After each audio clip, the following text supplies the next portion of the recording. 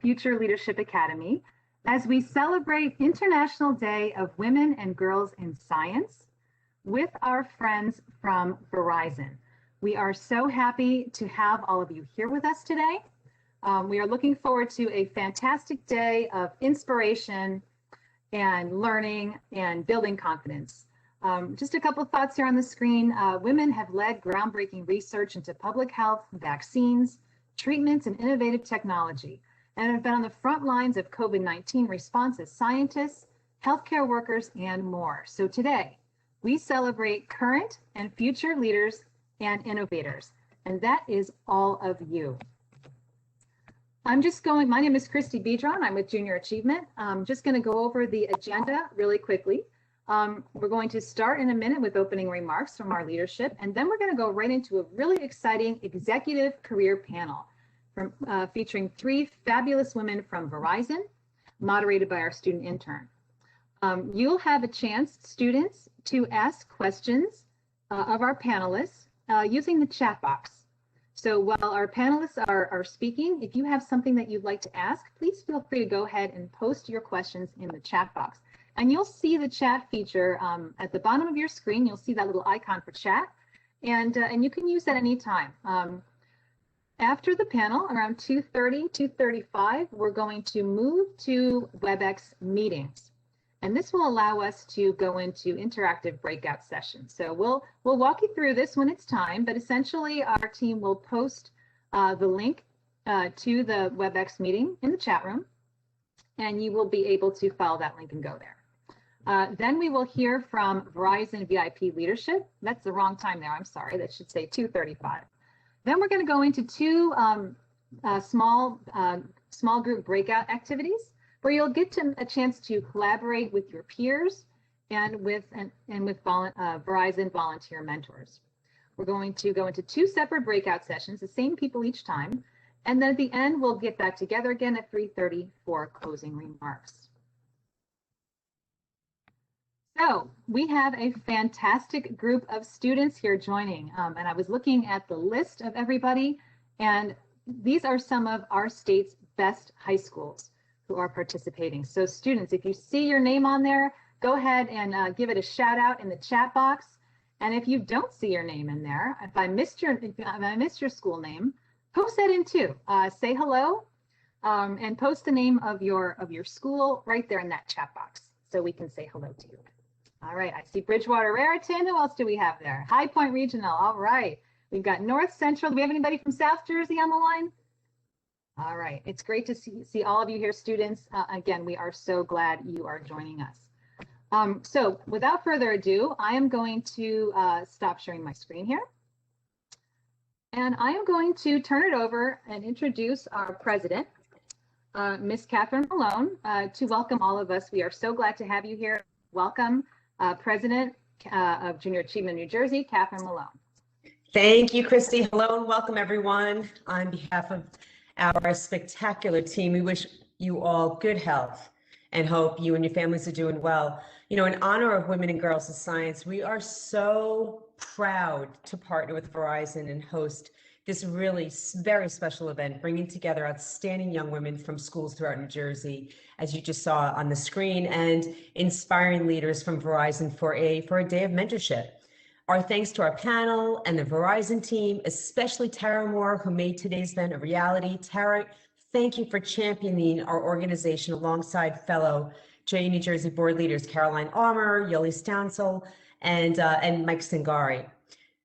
To our youth in attendance today, we're here to support you and to help you become the absolute best version of yourselves. Thank you so much for being present today, as you are our future leaders, and we want to introduce you to the very best companies to work for, especially Verizon. So let's welcome our moderator, Kayla Wong, who will introduce this exceptional panel. Kayla is a freshman at Rutgers University studying computer science and an intern at JU New Jersey. As an alum and dedicated intern, Kayla is leading several of our STEM initiatives, including our Next Gen Tech series, of which Verizon is a sponsor, and is extremely passionate about introducing STEM education to youth especially young women. So it's an absolute privilege to work with you, Kayla. So why don't you take it away? Welcome, everyone, and thank you, Catherine. Today, we celebrate the International Day of Women and Girls in Science. We celebrate the women and girls who are trailblazers in this historically male-dominated field. It is so important to recognize you all and hopefully inspire you to pursue a career in the STEM industry, because you are the change makers who will eradicate the biases and disparities around women in STEM, but also empower your peers to pursue STEM as well. You know, we've come a long way, but there's still lots of work to be done. So hopefully by hearing from our amazing panelists, you will be as inspired as I am to pursue this industry. So I'm so honored to be here, and I'm so excited to hear from our amazing panelists. So let's go ahead and get started. We'd love to begin by asking our panelists to introduce themselves. Garima, Brenda, and Sherry, can you tell us a little bit about your education and your career path and your current role at Verizon? Garima, we will begin with you. Thanks, Kayla. I am incredibly honored to be part of this event, and I'm very thankful for all the students who have joined. So really looking forward to the rest of the session here. A little intro about myself. I did my undergrad in telecommunications in India, did my master's in University of Massachusetts in Massachusetts, and I got an opportunity to do an internship in a startup during my master's that used to make cell tower equipment. And if you start joining the dots about my career, telecom in undergrad and an internship in a company that makes cell towers, Verizon was an obvious choice for me. It was my first job right after my master's. I've been in Verizon for 15 plus years now. Started as an entry-level engineers, have had many roles, and now leading a team of really highly qualified, smart engineers who make the devices talk to the network and future networks in the wireless network. That's me.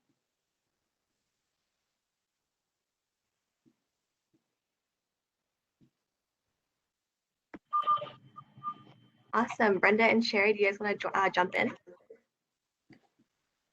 Sure, I'll start. So I'm Sherry Griffin, and again, thank you so much for giving me this opportunity as well. So my role, currently, I'm the Director of Strategic Initiatives at Verizon, and I've been with Verizon for 21 years. The good thing is my team actually gets to work on a lot of the strategic, coolest objectives and strategic projects that we have within the company. I actually have a Bachelor of Science in Electrical Engineering from Binghamton University, a Master's of Science in Telecommunications Management from Stevens Institute of Technology. And I actually did not know that I wanted to work in telecommunications when I got to college or when I graduated. I actually went to college. I was good in math and science, and I wanted something in those fields. I was very involved in organizations like the National Society of Black Engineers. I was introduced to mentors who told me about what they did. They actually took us on tours, so that's actually what got me interested in engineering. My first job out of college was not telecom. It was with the American Society of Mechanical Engineers, but it was more administrative. But I did that for a while and realized my passion wasn't there. I then went on and worked at Bell Atlantic at that time, which ultimately became Verizon. And I've been here 21 years, and if you could believe it, I've had 15 different jobs. So I've progressed through different parts of the business, and it's got me here. I started out as an engineer, and now I lead a program management office, and I love it. Just pretty exciting.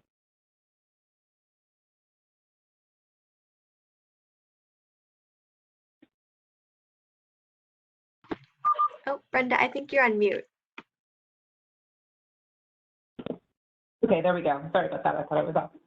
My name is Brenda Walsh, and I am the Director for Enablement for Verizon Business Group in the Office of the Chief Data Officer, Artificial Intelligence and Data. So what does that mean?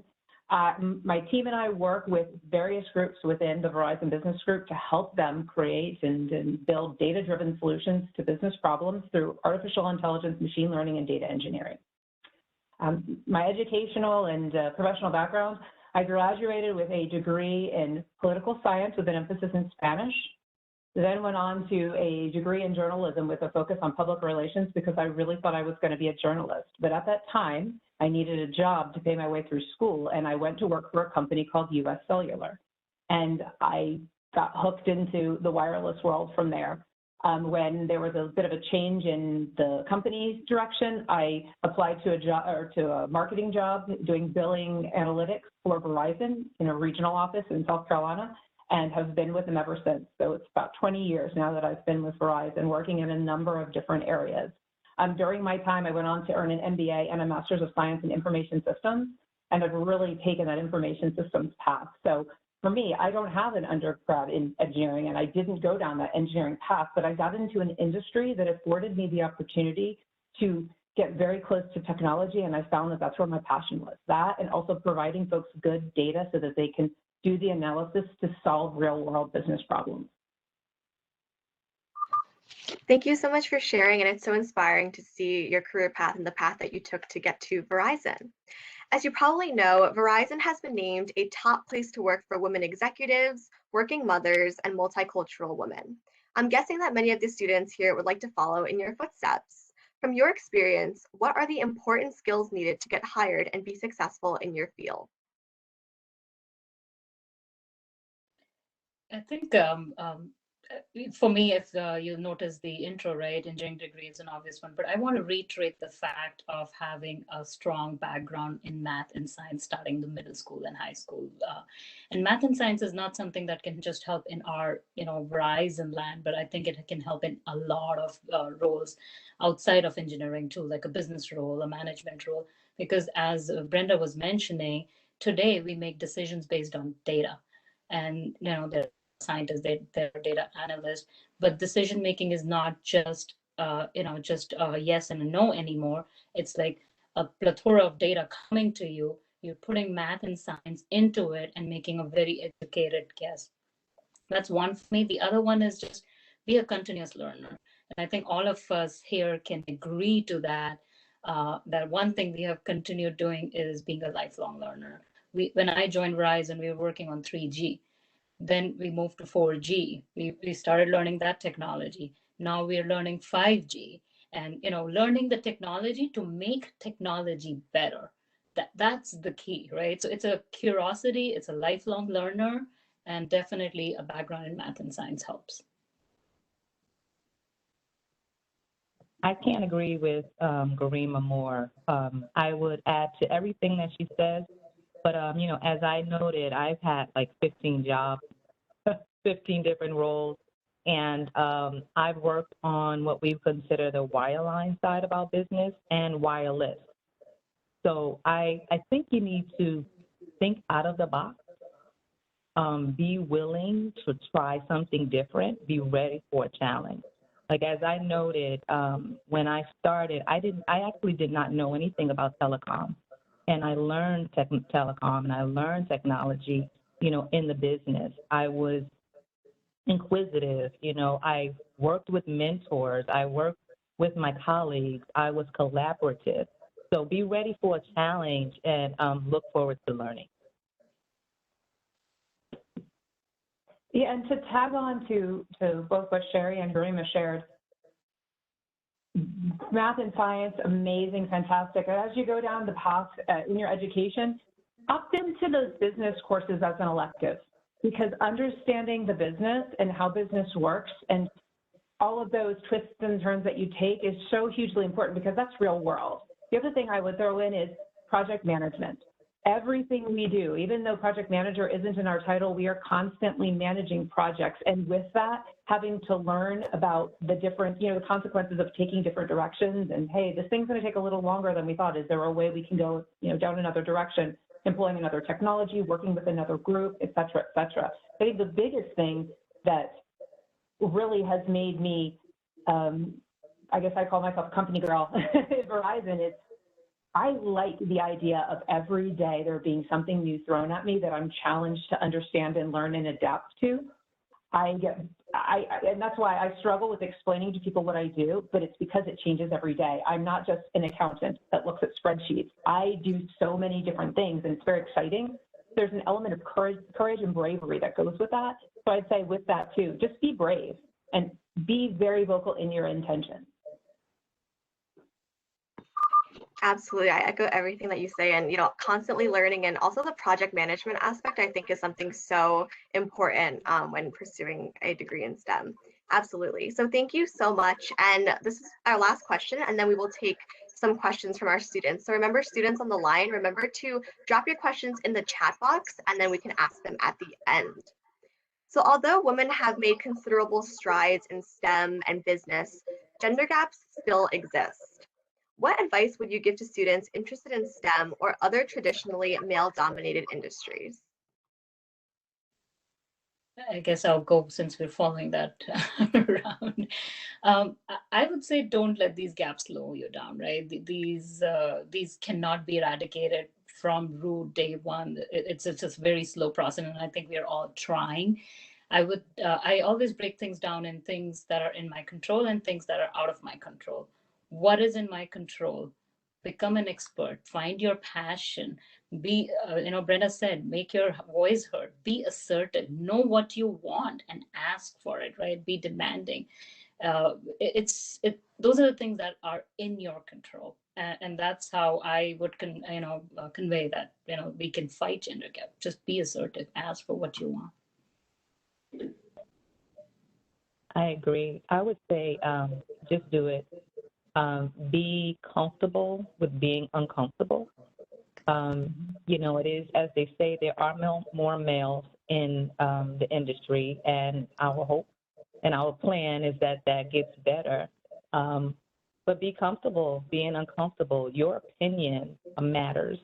Your diversity of thought, bringing that to the situation just helps with innovation, and that's where we want to be as a society, as a company, as a country. So I encourage you to, do that. And also, don't worry about being perfect. Oftentimes we as girls and women, we want to just get everything right. It's okay. You make mistakes, you get up, you do better, and you continue to do better. So that would be my advice. Yeah, and I echo all of those sentiments. And in addition to that, don't let anybody tell you you can't do something.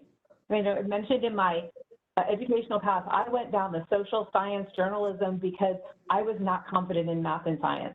I was interested in it, I thought it was great, but I wasn't making those grades because I didn't have anyone really supporting me and helping me learn.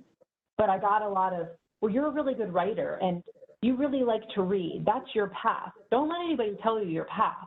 And if you're not getting the support you need to be, quote, good at those things you feel you're not good at, demand it. Because I didn't do that. I didn't voice, and I tell people all the time, I am a frustrated, closet engineer waiting to bust out. I want to design roller coasters and things like that, but I don't have the math background because a long time ago I was told, well, maybe it's just not your thing. Don't let anyone do that because your thing is your thing. You decide what your thing is going to be, and you work hard at it, and you get it to take you where you want to take it. Absolutely. Absolutely. I echo all of those sentiments, and thank you so much for those amazing and inspiring responses. I know I'm coming out super inspired. So now we're going to head to our Q&A session, and I'm going to pass it to Christy. All right, thank you so much. And I seem to be having some technical difficulties, so for some reason I'm unable to see the chat box. So, Kayla, if you could give me a little help, would you mind reading a student question there? We have time for maybe 2 student questions. Absolutely. So I see, do you think someone pursuing a higher education in business could get into the tech field? Yes, absolutely. Go ahead, Brenda. Go ahead. No, Garima, you're good. You're good. Yes, I think so. Anybody can learn tech at any age, right? It's not about learning the tech. It's about having the right attitude and aptitude. So looks like this person already has the right aptitude, and having the continuous learning attitude, you can absolutely switch anytime. Yeah, I would say on the business front, because I went down that path initially and then went back and got a degree in technology or information systems. It's interesting because there was a story in the press that somebody brought up to me. Elon Musk said something about, we've got all these MBAs that we really don't need anymore. I feel that you should be firmly grounded in business, because that's the application of this technology in the reality. Because at the end of the day, businesses thrive when they make money, and they make money through business practices and promoting and marketing those technologies and products that they build. So definitely, but what I would suggest, and this is the thing I didn't do and why I had to go back for another degree, or I felt I did, pursue that secondary degree in business with an emphasis in a technical field, or whatever specialization you want to go with, like healthcare or information systems or something along those lines. Analytics is a big field right now too. I tell folks all the time, hey, you're in math and science, but take a statistics class in the business school, because first of all, you're going to ace it because you're awesome, but second, it's going to give you another perspective on math.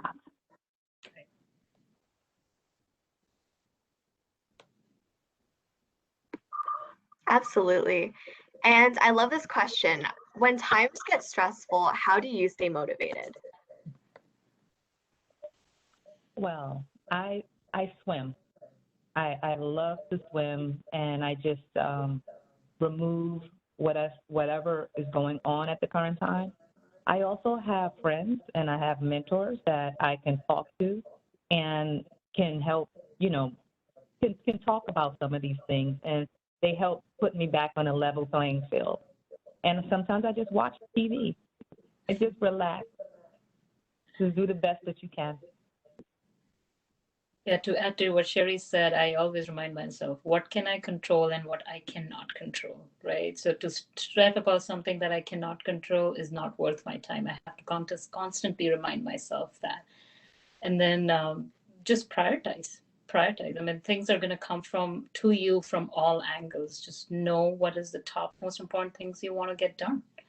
And you'll be less stressful as you get down your list. Yeah. And to tag on that, I do things outside of work. I'm a big fan of indoor spinning. So any Peloton people, that's kind of my thing. It's a great stress reliever. The other thing though is I try to, kind of focus on my operating framework. Like in terms of say New Year's resolutions, a lot of people say, well, I'm going to exercise every day. That's very tactical. I look at it more as like operating framework. And two of my New Year's resolutions, one was to be kinder to myself and allow myself self-care, that it's not a luxury. And second is to give myself a little bit of a break with work stuff, because I'm very hard on myself. And, we're often perfectionists and we feel like we've got to take it up a notch so that we can compete and all of that. Sometimes we just need to be kind to ourselves and rest. And that's been really helpful for me as a touch point. Awesome. All right. So I think with that, I'm going to hand it over to Christy, but thank you so much for your awesome answers. And yeah. Excellent. Thank you, Kayla, and thank you to our fabulous panel. That was fantastic. We really appreciate your time and your energy and sharing your wisdom with the students who have joined. And students, you'll have an opportunity to talk to the mentors from Verizon that are in your breakout rooms. So what we're going to do next is my colleagues are going to post a link in the chat box. And that link is a link to our Webex meeting. And the Webex meeting will allow us to go into breakout rooms. So what you'll do is simply post or click the link that's in the chat room, or copy and paste it into your browser. You will leave this meeting and go to the other meeting. And when everybody is over there, we will make sure that everybody got over okay, and then we'll explain the next steps. Okay, so I know my colleague Stephanie is on the line doing our text. So